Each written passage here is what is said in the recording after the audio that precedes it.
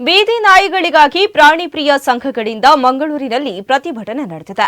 ನಾಯಿಗಳ ವಿಚಾರಕ್ಕೆ ಸಂಬಂಧಿಸಿ ನವೆಂಬರ್ 7ರಂದು ಸುಪ್ರೀಂ ಕೋರ್ಟ್ ಹೊರಡಿಸಿದ ಮಧ್ಯಂತರ ತೀರ್ಪನ್ನು ವಿರೋಧಿಸಿ ಮತ್ತು ಬೀದಿ ನಾಯಿಗಳ ನಿರ್ವಹಣೆಗೆ ವೈಜ್ಞಾನಿಕ ಹಾಗೂ ಮಾನವೀಯ ಕ್ರಮಗಳನ್ನು ಜಾರಿಗೊಳಿಸುವಂತೆ ಆಗ್ರಹಿಸಿ ಅಖಿಲ ಭಾರತ ಮಟ್ಟದ ಪ್ರಾಣಿ ಕಲ್ಯಾಣ ಸಂಘಟನೆಗಳು ಹಾಗೂ ಪ್ರಾಣಿ ಪ್ರಿಯರು ಮಂಗಳೂರಿನ ಮಿನಿ ವಿಧಾನಸೌಧದ ಮುಂದೆ ಪ್ರತಿಭಟನೆಯನ್ನು ನಡೆಸಿದ್ದಾರೆ.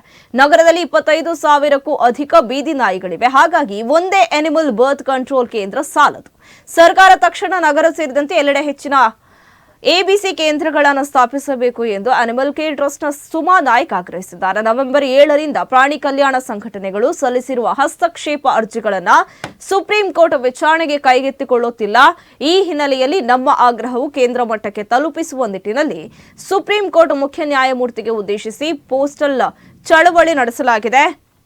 ಇದು ಪ್ರಜಾಪ್ರಭುತ್ವ ದೇಶವಾಗಿರುವುದರಿಂದ ನಾಗರಿಕರು ಮತ್ತು ಪ್ರಾಣಿ ಕಲ್ಯಾಣ ಸಂಘಟನೆಗಳ ಮನವಿಗಳನ್ನು ನ್ಯಾಯಾಲಯ ಆಲಿಸಬೇಕು ಎಂದು ಆಗ್ರಹಿಸಿದ್ದಾರೆ.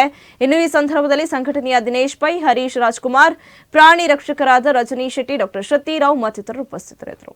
ನಾವು ಇಲ್ಲಿ ಮಿನಿ ವಿಧಾನಸೌಧ ಎದುರುಗಡೆ ಒಂದು ಪ್ರೊಟೆಸ್ಟ್ಗೆ ಎಲ್ಲಾ ಪ್ರಾಣಿ ಪ್ರಿಯರು ಕಂಪ್ಯಾಷನೇಟ್ ಸಿಟಿಸನ್ಸ್ ಆಫ್ ಮ್ಯಾಂಗ್ಳೂರ್ ಒಟ್ಟು ಬಂದಿದ್ದೇವೆ.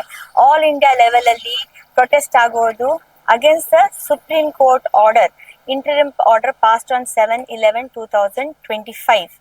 ನಾವು ಸುಪ್ರೀಂ ಕೋರ್ಟಿಗೆ ಈ ಪ್ರೊಟೆಸ್ಟ್ ಮುಖಾಂತರ ಏನ್ ಬೇಡ್ಕೊಳ್ತಾ ಇದ್ದೇವೆ ಅಂದ್ರೆ ಆ ಪರ್ಟಿಕ್ಯುಲರ್ ಆರ್ಡರ್ನು ತಾವು ಸ್ಟೇ ಮಾಡಬೇಕು.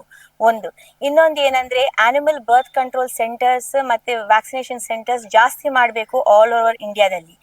ಸರಿ ಇದ್ದ ಹುಷಾರಿದ್ದ ಬೀದಿ ನಾಯಿಗಳನ್ನು ಇನ್ಸ್ಟಿಟ್ಯೂಷನ್ಸ್ ಗಳಿಂದ, ಆಸ್ಪತ್ರೆ, ಬಸ್ ಸ್ಟಾಪ್ಸ್ ಗಳಿಂದ ಎತ್ತಿಕೊಂಡು ಡಾಗ್ ಶೆಲ್ಟರ್ಸ್ ಅಲ್ಲಿ ಹಾಕೋದು ಸರಿಯಲ್ಲ.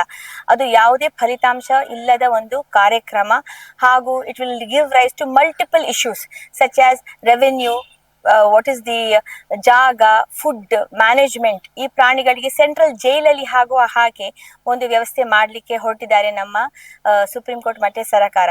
ಅದರ ಬದ್ದು ಒಂದು systematic approach as per the animal birth control rules 2023 ಇದು ಒಂದು ಕ್ರಮ